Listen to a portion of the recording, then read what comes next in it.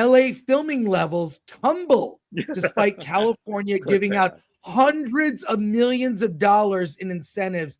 It's still not working. It's not working, Alan. Here, let me share the story here from the Hollywood Reporter. I know you've got notes for this. Yes. Here we go. All right, go for it. California's expanded film and TV credit program has yet to significantly revive production in Los Angeles. According to Film LA, shoot days fell nearly 13% year over year between April and June and dropped 8% from the previous quarter, leaving overall production from 36% below the 5-year average.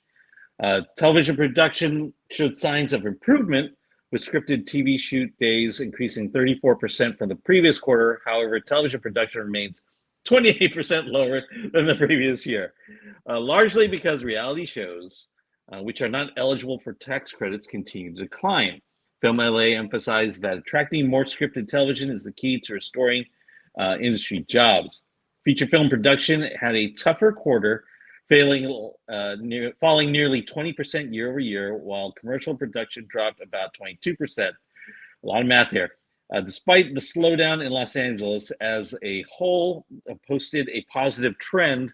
According to Prod Pro, statewide production spending increased $1.3 billion in Q2 2025, up 5% from last year, while the total number of productions across California increasing 11%, suggesting activity is growing elsewhere in the state, even as Los Angeles continues to struggle. Yeah, I like this one. TV shoot days have increased 34%, but still remains 28% lower than last year. I can talk about math. Yeah, look, if the Paramount WB merger is not allowed to go forward, it's the end of the industry in Los Angeles. That's it. It is the end. And someone like Tom Cruise needs to step up and say, look, he needs to speak out against this. Somebody of significance. He's the guy. He's such a big supporter of the industry. He went to see The Odyssey and posted a video about it and loved it. And he is like a hype man for Hollywood.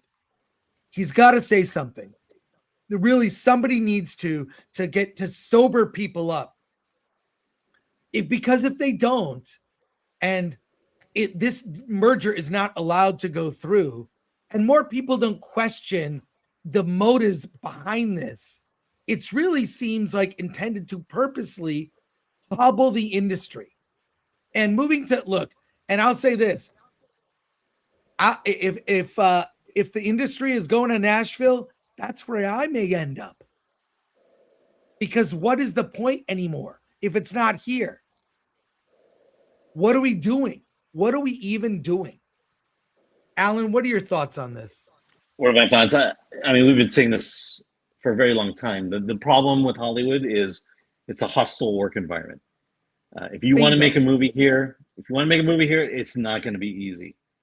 It's going to cost you a lot of money, and you're going to be loaded with regulations. Yeah, you can get a tax credit, but that's all you're going to get is money, and that's just basically tax dollars paying off the people who you have to pay off in order to make a movie.